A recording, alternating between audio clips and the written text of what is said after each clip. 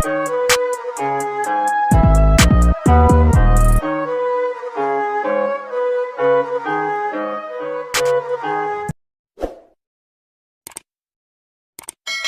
to all my sis, welcome back to my channel and welcome back to another reaction video.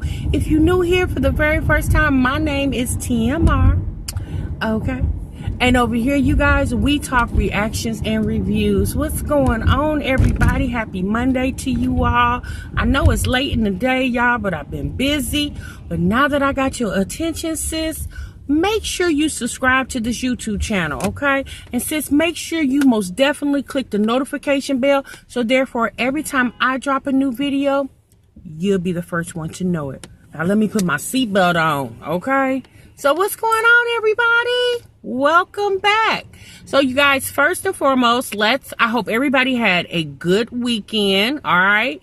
I hope everybody was able to, if you was a person who received income taxes, I know that might sound a little ghetto to say that, but I mean, it's the truth. Everybody that could get an income tax probably did get one this weekend or Friday, Wednesday, whatever day that was, y'all. So I hope you guys was able to do the things that you needed to do, enjoy your money, enjoy whatever you had going on. I hope everybody enjoyed it, okay? And I mean that sincerely, all right? And y'all, we just gonna talk for a few minutes, you know what I'm saying? Just to do a little car chronicle real quick. I want to start off by saying, first, you guys, I want to bring y'all attention to something that I found interesting that I saw. I might have saw it this morning, you guys. Public Enemy. If you're familiar with the rap group Public Enemy, you guys, they have split. Yes. Flavor Flav is no longer a part of the legendary Public Enemy. If you a Fight the Power fan like I am, you know Public Enemy has been around for what, 3 decades? Yes, y'all. I remember I grew up listening to Public Enemy, and they have parted ways. Flavor Flav and Chuck D were the last 2 founding members left of Public Enemy, and Flavor Flav basically disagreed with Chuck D wanting to be a part of the Bernie Sanders political party. Bernie Sanders did a rally, I believe it was in LA yesterday on Sunday, and Flavor Flav didn't want to perform. He's not believing in Bernie Sanders' beliefs. He's not a believer. Chuck D is, and he wanted to promote Bernie Sanders, and Flavor Flav feels like Bernie Sanders is using the Public Enemy name. And so on Friday, you guys, Flavor Flav's attorney sent a cease and desist order to the Bernie Sanders campaign. So Chuck D was like, oh, okay, well, I mean, it is what it is. Like, we don't need you, Flavor. And Flavor was like, no, you really do need me, Chuck, because at that rally, it was a lot of clock-wearing individuals in that audience, and we all know, if you follow the Public Enemy, you already know Flavor Flav was his thing was the clock, okay? The big old clock that he wore around his neck as a necklace, okay? Well, from what I can read, you guys, I did a little reading, research, and it just seems that Flavor Flav, I don't know if he's a Republican or not, okay? But he did make a statement back in 2016 where, Chuck D, they were somewhere at somewhere publicly speaking, and basically Chuck D, spatted out F Donald Trump.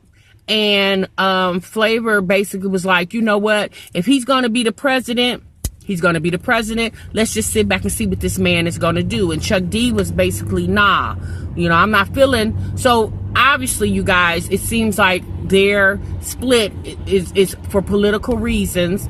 And, everybody has the right to have their own political beliefs. But it's just unfortunate for them being around as long as they have been together. Chuck D standing by Flavor through all the, things that Flavor has been through. Y'all know Flavor, if you follow Flavor Flav, he's been through a lot, with, drug abuse, alcohol abuse, and things of that nature. And, Chuck D standing by his man all these years. But I guess, this political thing, he just wasn't for it. So yeah, y'all, so Public Enemy and Flavor Flav are no longer. Okay, so I would like to see how this is going to unfold, but from right now, Chuck D is standing alone, and Chuck D did go ahead and perform at the rally, but by himself.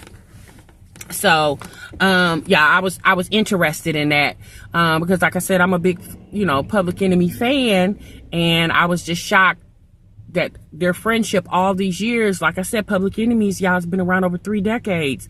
It could not withstand the test of time when it comes to political issues. So, y'all, that's why I don't really talk politics with people, because people take politics like personal, and your political beliefs are what they are. And I don't talk politics with people, because it can get very messy real quick, depending on what type of person that you're speaking to.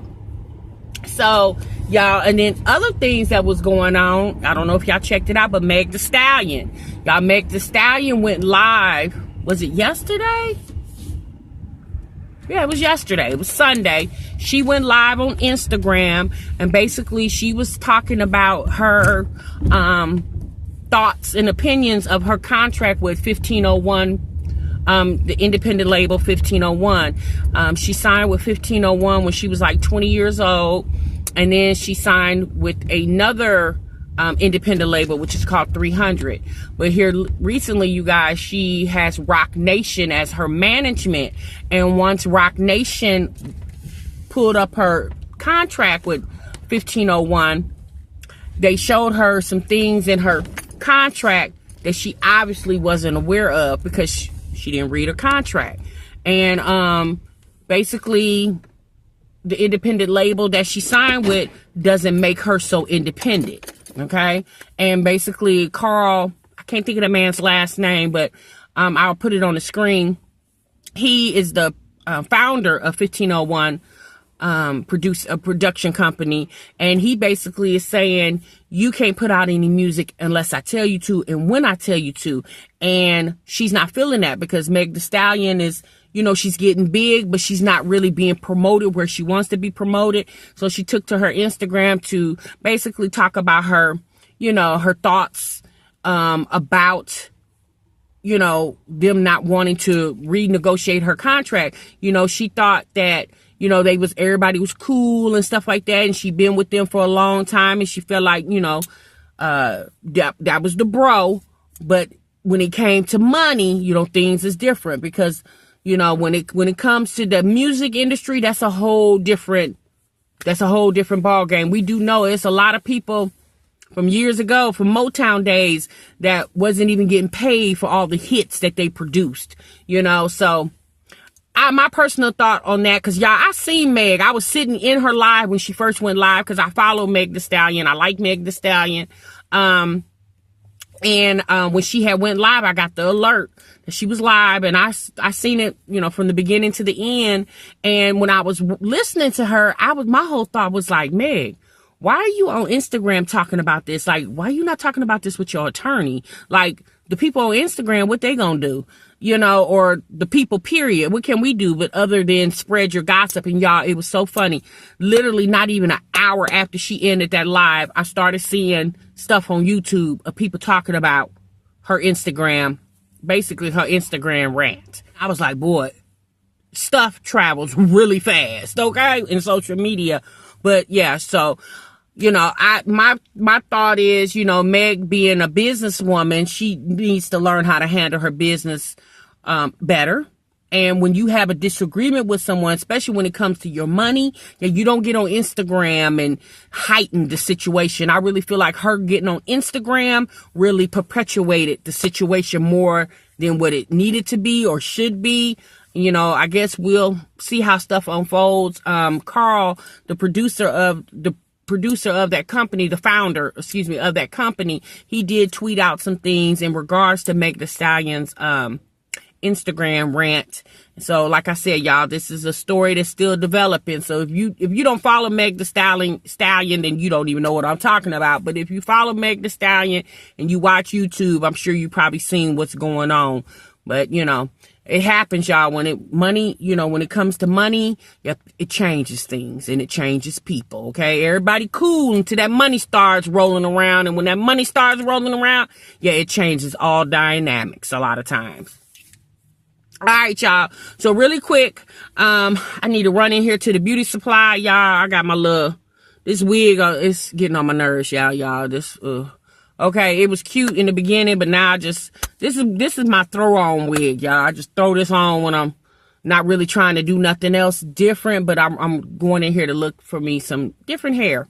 Okay? All right. So the next thing we're going to talk about, y'all, really quick, is we're going to talk about Chrissy Olivia Jasmine, Mean for King, or Reality of Mean, whatever her name is. We talked about this the other day, y'all. They did meet up in Houston. They had like a girls' weekend. They went on Instagram a lot. They did a couple of YouTube lives, basically, showcasing what they were wearing, what they were doing. And I thought it was neat for all of them to come together. They did say that it was a business trip. At least Olivia kept saying, not Olivia, Strong Mommy Chrissy kept saying it was a business trip, and maybe it was. I don't know. I would think so. Y'all, I'm not going to get into how they looked, what they, what they wore. For the most part, everybody looked nice to me. Jasmine looked nice when she's all fixed up. She did, to me though, I don't see her fixed up a lot, so she looked kind of awkward for a moment, with the real big eyelashes and stuff like that. But when she fixes herself up, Jasmine's already a cute girl, so when she fixes herself up, she looks nicer,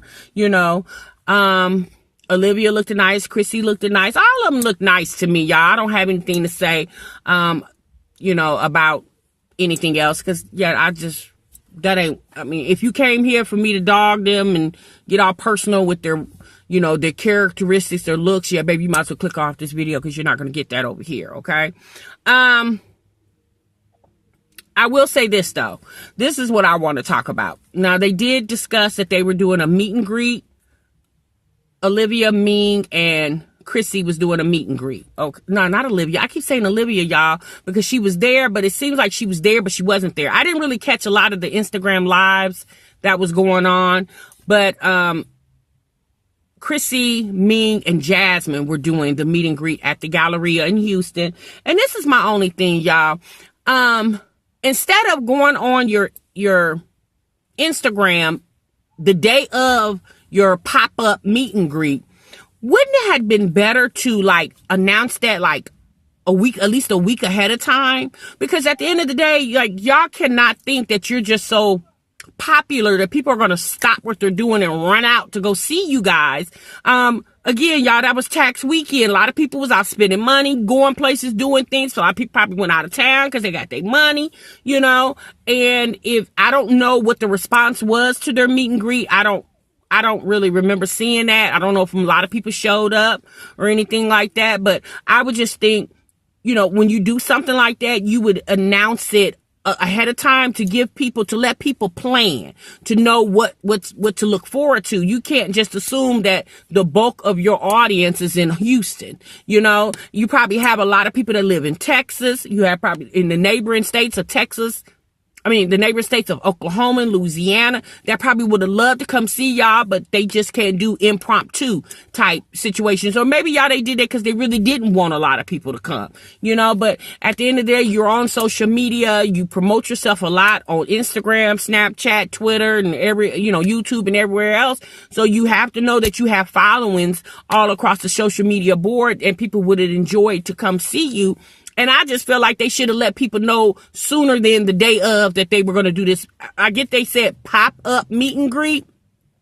But if you notice that a lot of people that do those meet and greets, y'all, they normally let you know at least a couple of days ahead of time, so you can plan accordingly. I just feel like, it's like, to me, that meet and greet, that's a business venture, and you should just handle it a little more business-wise. Yeah, I don't know, y'all. That's just me, okay? So, what else was going on? Yeah, it seemed like they hung out. They had a good time from what I could see. I know a lot of times Olivia wasn't really around, so I don't know what was up with that. I do remember a couple times you didn't really see her. I guess Chrissy is the one who had the Airbnb. I don't think Olivia stayed there with them. So I was kind of curious on what that was about. I know Olivia and Chrissy's relationship is not as strong as Olivia and Jazz's relationship or Chrissy and Ming's relationship. I know Olivia's and Chrissy's not, but you have to think about it. The way Olivia showed out on Strong Mommy Chrissy, girl, you would have to really think hard and twice about trying to, so if somebody show out on you like that, for y'all who watch Olivia and Chrissy, y'all know back in 2018 when Olivia did that whole thing with Chrissy's pregnancy test, and she doing live after live talking about that girl like a dog. And then then Chrissy came on her channel and talked about, your ding-a-ling long, you screwing me all the way from Texas and I'm in Las Vegas. Y'all remember that rant that Chrissy did, with all that going on, and then you expect for me to kumbaya with you just, Chrissy did say that they're cool, but I don't think they're cool like Olivia and Jasmine are. So I think Chrissy is the type of person, like she said, she has trust issues. So with that going on with her and Olivia back, a year or so back, I think Chrissy's a little more hesitant to really connect with her. And I think Olivia probably felt that, so Olivia probably was like, yeah, I'm not trying to be uncomfortable, and I'm not trying to make her uncomfortable. So I think Olivia probably just stayed in a different location overnight. Maybe during the day she linked up. Now that's what I gather, y'all. I could be totally wrong. If y'all know more than me, y'all let me know down in the comments. Y'all wasn't really following them girls on Instagram like that because y'all, it was the weekend. Your girl was out, your girl, honey, I was out running around enjoying my weekend. So I don't know. But y'all let me know what y'all think. I guess she's making herself trying to more noticeable now. Although y'all do know, if you follow Ming, or Marcia is her name, but her subscribers named her Ming. So she goes by Ming for King. She has a channel called The Reality of Ming. And then she also has a channel, The Bells Plus 2. So that's where I know her from, The Bells Plus 2. And, she had that channel, 600,000 plus subscribers. But I'm going to be real honest with y'all. I didn't know of Ming. How I knew about Ming is when Olivia and Kiara got into it, like last year, I think that was. And Olivia went on Ming's channel. Ming invited her on her channel basically to interview her. They had like a talk about the whole thing between Olivia and Kiara, and Ming basically, because back in the day, Ming and Kiara had some issues too. So that's why Ming was interested in Olivia's story with Kiara, because Ming had issues with Kiara too. If you're not familiar with Kiara, life of Kiara. Y'all see how messy that is? God, girl. That's a lot going on, but that's what happened, y'all. When you got a bunch of women together, it's bound to be some mess. Trust and believe. And watch and see what I tell you.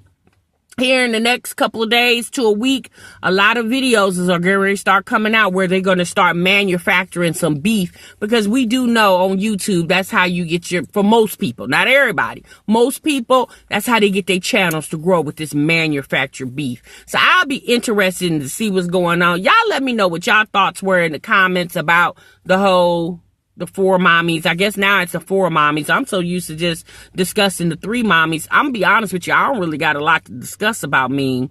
I don't watch her channel. So I don't really got a lot to talk about her, y'all. I don't watch her channel, so I don't even know if I'm gonna start watching it. I think I'll just stick with what I know. Okay? All right, y'all. I'm out of here because I gotta run in here this place and try to find me so I can get cutified real quick, and I will see y'all in the next video. Remember, you guys, sub what you love. Bye bye.